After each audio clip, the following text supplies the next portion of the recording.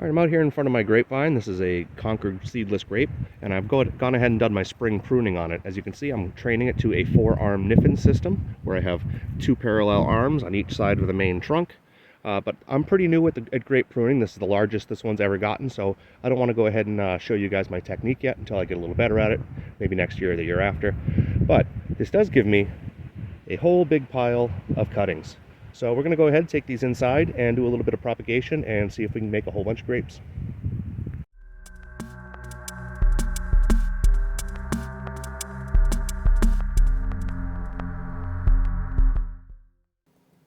All right, first off, we're going to need to make up a starting mix. I'm going to use coconut core, vermiculite, and perlite. The coconut core is going to make up about 80% of the mix. I'm going to go ahead and add a bit of vermiculite. This helps water retention. That's about 10%. And then 10% also perlite, which is going to go ahead and help drainage and kind of build a little bit of structure and leave some airspace in there. And we'll get this all mixed up, and we'll go ahead and fill up all of our pots.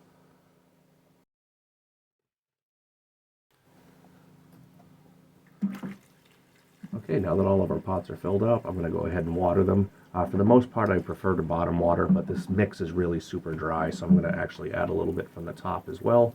And then we're just going to let these soak for, I don't know, about an hour or so until it seems like they're fully saturated all the way through. Okay, here's one of my fresh cuttings here. And what I want to do is I want to cut the bottom just below a bud right there. And then you want to have at least 3 buds. 1, 2, 3. Get rid of the little tendril here.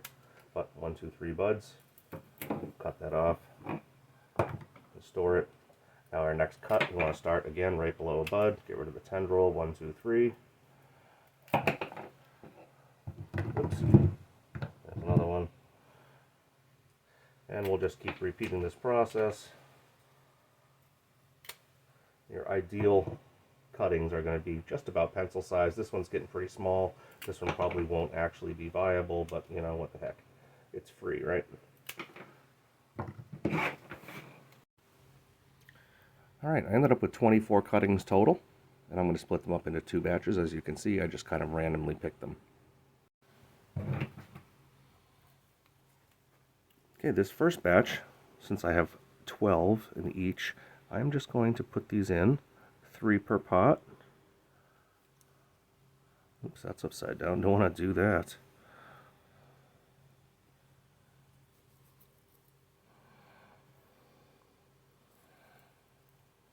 Now some of these, like I said, look a little funky. I don't know if they're going to take. We'll just get these guys all put in the dirt.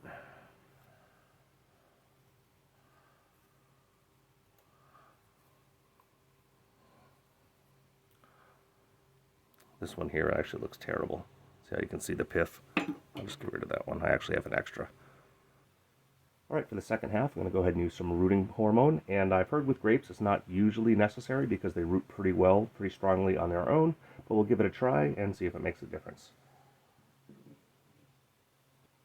A little dip in some water.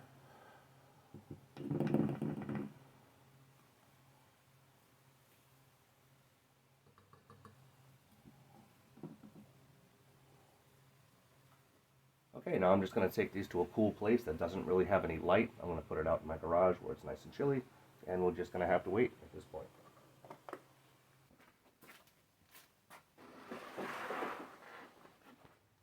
Okay, now these are going to sit out here in the cool. It's going to take a few weeks for the bottom of each of those cut off ends to callus over, and then it will start making roots. But it will take quite a while. For example, here's some quince and some blueberry that I cut, I don't know, maybe 3 weeks ago. And the quince in particular is really leafing out quite well.